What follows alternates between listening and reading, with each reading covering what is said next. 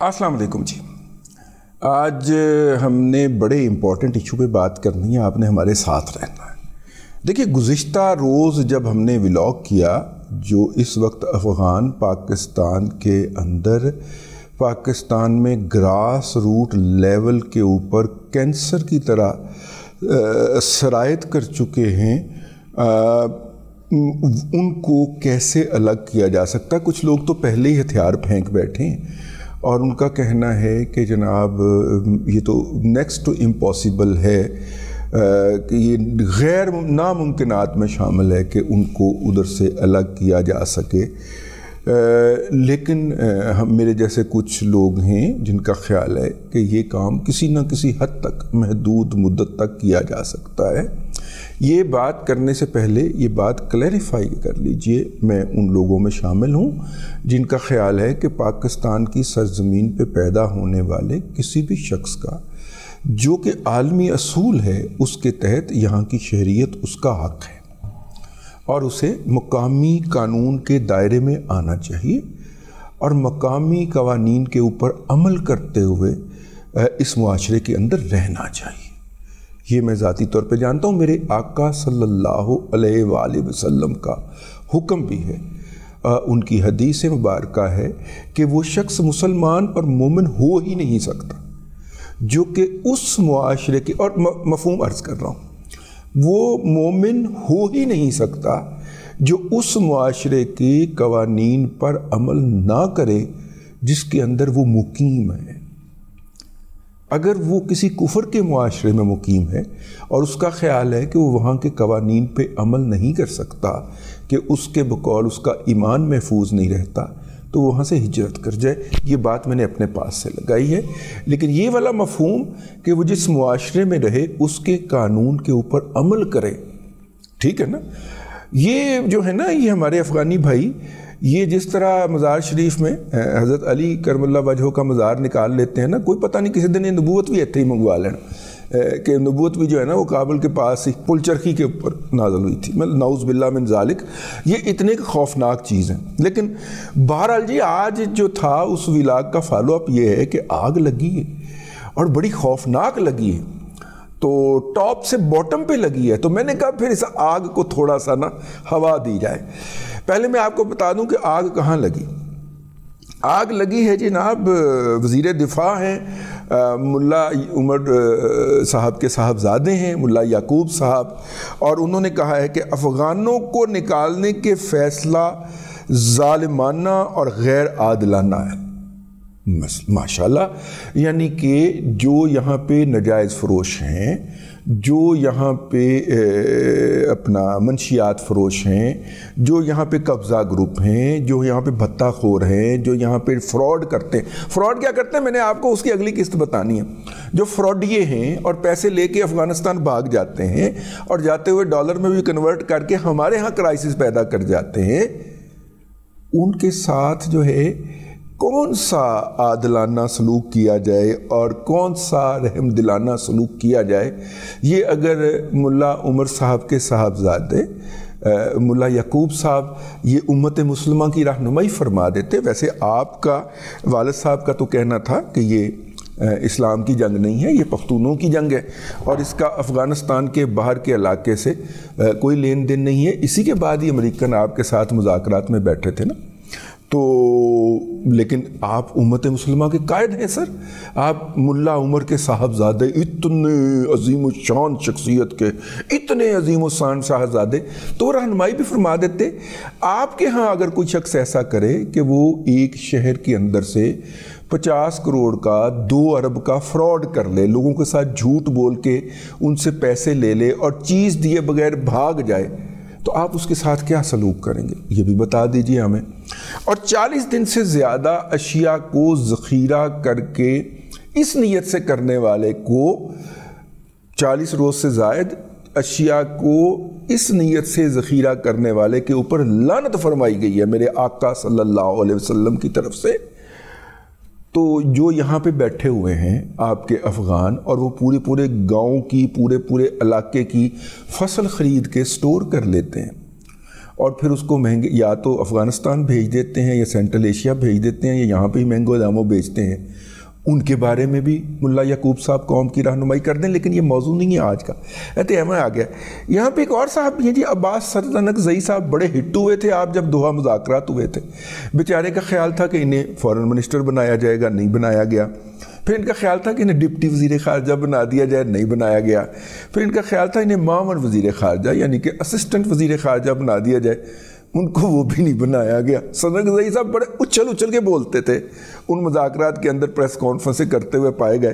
پھر بیچارے ایک ترجمان رہ گئے, تو اسی سے پھر انہوں نے دوحہ میں قیام کر لیا. میرا خیال ہے اپنی دوسری یا تیسری بیگم کے ہمراہ یہ واپس کابل میں تشریف نہیں لائے, کیونکہ ظاہر ہے وہاں پہ تو اقتدار میں ان کا کوئی حصہ ہی نہیں تھا, تو یہ دوحہ میں پائے جاتے. تو مولوی صاحب جو ہیں انہوں نے بھی کہا ہے کہ جناب گزشتہ جو ہے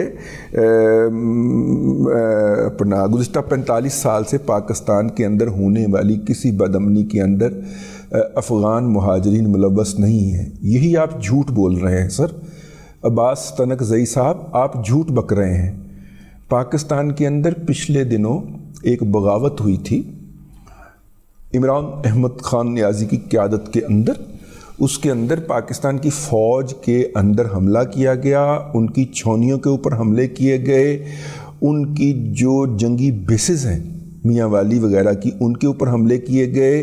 پاکستان کے F-17 تھنڈر طیاروں کو آگیں لگائی گئیں. پاکستان کے اندر جناح ہاؤس جو کہ لاہور کے کور کمانڈر کی رہائش گاہ تھی اس کو آگ لگائی گئی. اس سب کے اندر افغان مہاجرین پکڑے گئے سر. وہ تو لا انفورسنگ ایجنسیز کے قبضے میں ہیں, دکھائے جا سکتے ہیں. اگر آپ کو تسلی نہ ہو تو دوحہ بھی آپ کو ان کی تصویریں بھجوائی جا سکتی ہیں. تو سر ایسے منہ کے اوپر جھوٹ نہ بولا جائے, کیونکہ پنجابی میں کہتے ہیں نا کہ منہ کے اوپر جھوٹ بولنے والے کا اور نہر کے دوسری طرف کھڑے ہو کر گالیاں دینے والے کا آپ کو کچھ کر نہیں سکتے. تو آپ منہ کے اوپر تو جھوٹ نہ بولیں سر, ہمارے پاس ثبوت ہیں. تو خیر یہ اصل مسئلہ یہ نہیں تھا. یہ میں نے کہا ویسے چونکہ فیڈ بیک آیا ہے تو لہٰذا اس کا اب مزید ڈوز دی جائے گی.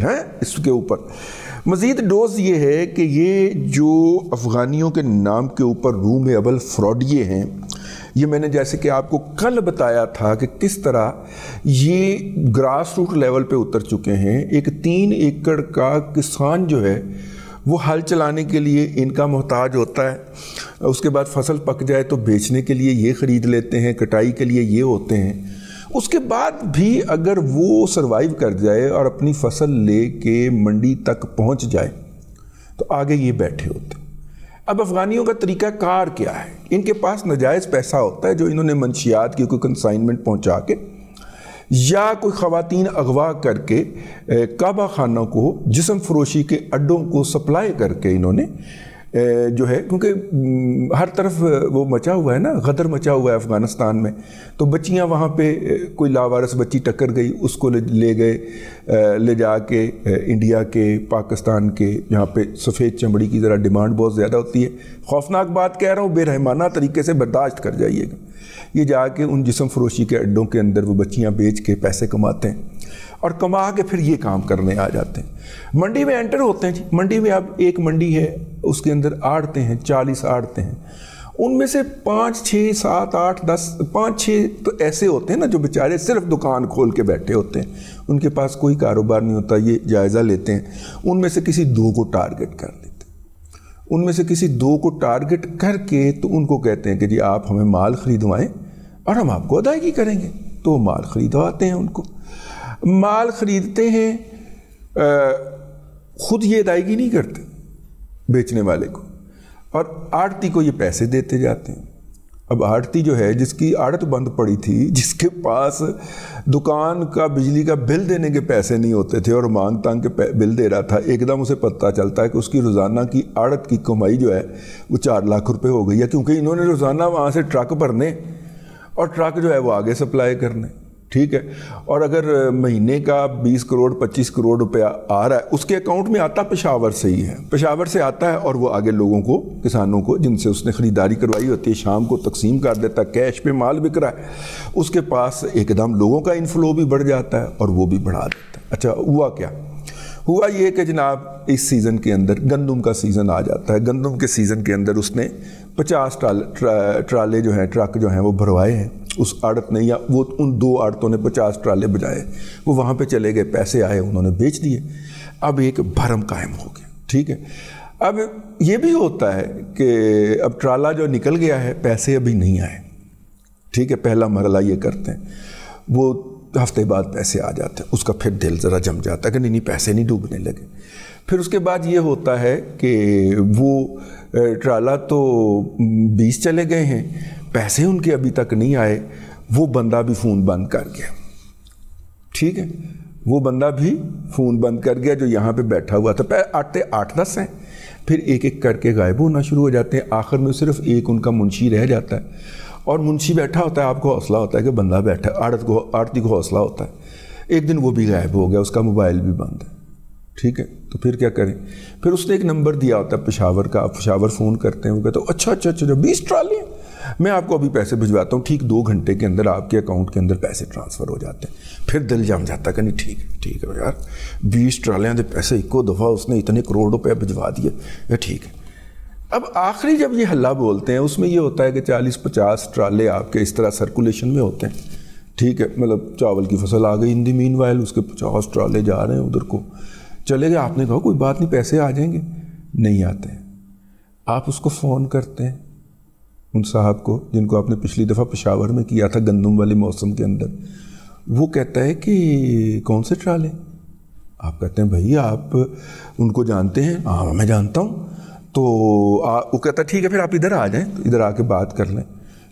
وہ آڑتی بیچارہ جو ہے نا، وہ آپ اپنے 2-4 لوگوں کو اکٹھا کرتا، پشاور پہنچ جاتا، پشاور کی منڈی میں اس سے ملاقات ہوتی، وہ کہتا ہے دیکھیں اس وقت جب آپ نے مجھے وہ 20 ٹرالوں کی بات کہی تھی تو وہ میں نے منگوائے تھے، تو میں نے اس کے پیسے دینے تھے، اس کو نہیں دیے، آپ کو دے دیے، ٹھیک ہے۔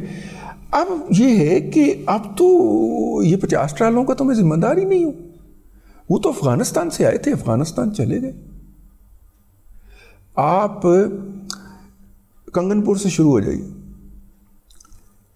دیپال پور، حویلی وساوے والا، پاک پتن شریف، عارف والا، بہاول نگر، بورے والا، ویاڑی، میلسی، عبدالحکیم، ٹھیک ہے، وہ کیا ہے جہاں پہ جٹی عرض کرتی ہے حجرہ شاہ مقیم، شیخو پورہ، یہ جو مین سرگودا، فیصل آباد، چنیوٹ، ان علاقوں کی جو مین گرین مارکیٹ ہیں، آپ کسی مارکیٹ کے اندر گھس جائیے، وہاں پہ آپ کو 25-25 30-30 ایسے لوگ ملیں گے جن کے ساتھ یہ فراڈ ہو چکا ہوگا۔